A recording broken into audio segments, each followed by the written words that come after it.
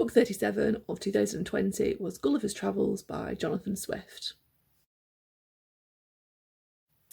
So what's amazing about this book is that it was written in the 1700s, and yet the satire in it is so relevant to today's politics and society that it kind of just makes you think that nothing changes, that after all this time we've still got the same problems, the same issues with politics and politicians, and the same things that we've spoken about has been spoken about for years.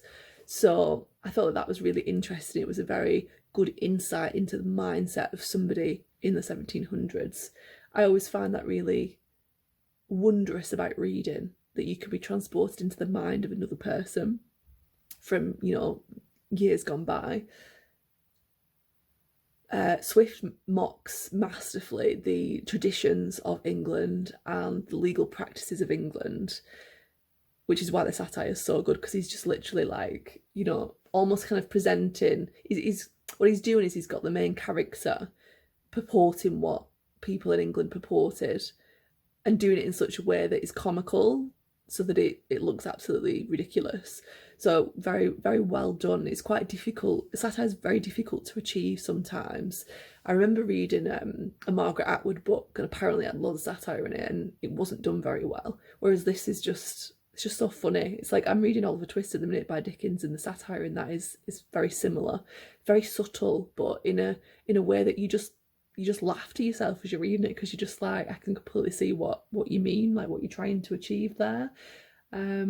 And so that's kind of done throughout Gulliver's Travels. An example of this is when the protagonist is meeting a ruler from, one of the worlds that they've stumbled across, and he's trying to impress this ruler, and he introduces this ruler to canons. And the ruler responds by saying, what an absolutely abhorrent thing to create canons and to kill people. Like, why would you think that would impress me? And this satire is kind of hinting to the anti-war motif, which I imagine Swift aligned himself with. There's always that kind of discussion of, should war happen, and what is the point of war? I've just read War and Peace by Tolstoy, and he does a similar thing. He de-glorifies war and shows the kind of futility of it, really. Obviously it's important to protect your nations and not be invaded and things like that, but war for not much achievement is pretty futile. Or to kind of try to invade others, for example, what you're doing that for.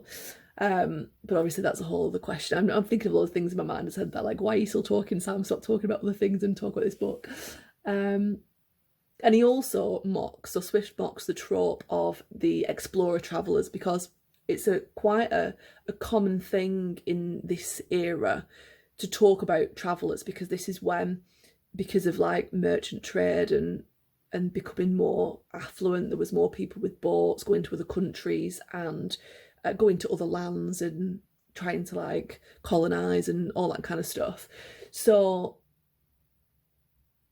it's written about a lot. So for example, in fact, thinking about it, in my mind then I was thinking of Treasure Island, but Treasure Island's more from the perspective of pirates, which I guess is a similar, if you think about like galleons and, all that kind of stuff, which I guess started in Tudor time, so maybe it's like the 1500s, so maybe it's like after that. It's kind of like after pirate era and more towards like the merchant era, when travellers are going to other countries and kind of colonising, because Swift is talking about it from the perspective of the ethnocentric biases that travellers have about native inhabitants, because obviously the protagonist in Gulliver's Travels is going to Lilliput, and I can't remember the other place. I remember Lilliput because that's just in our kind of like culture, isn't it, to talk about it. But where the place where he's very small and the place where he's very big, the different worlds that he's in, he has different opinions about the inhabitants that are actually quite biased from his own viewpoint. So it's kind of using that as an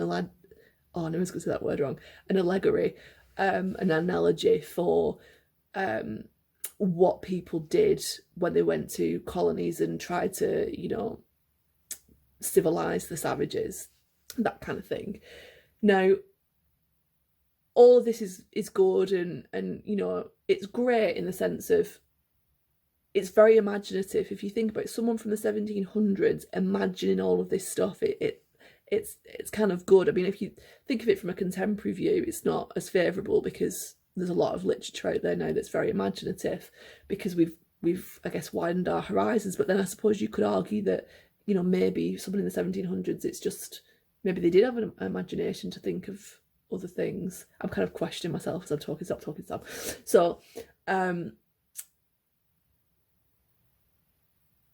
it is a very good work of political challenge to the status quo, which is what I really appreciated about it.